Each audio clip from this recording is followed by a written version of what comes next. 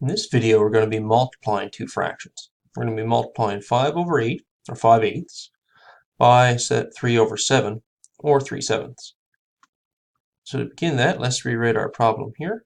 So 5 over 8 multiplied by 3 over 7. Remember that when we're multiplying two fractions, we're going to be multiplying the numerator first, and then the denominators.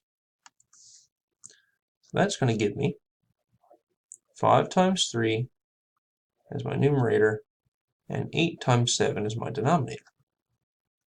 Now 5 times 3 is 15, and 8 times 7 is 56. I then want to check to see if 15 over 56 will reduce. So to do that, I'm going to take the smaller of these two, which is 15, and determine its factors.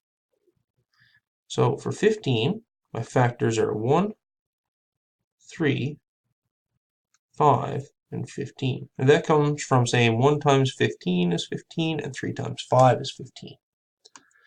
So now I want to check to see which of these numbers divides into 56.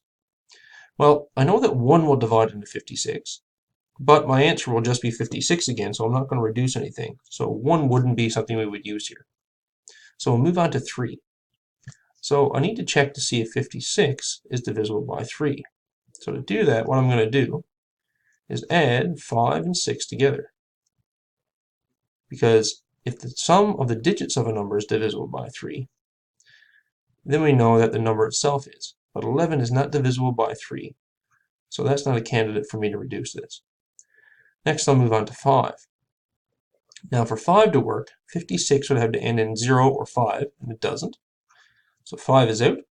And same thing for 15. This would need to end in 5 or 0 to try that, but it doesn't end in 6, so that's out as well. So we know our answer is in lowest terms, so we can circle A.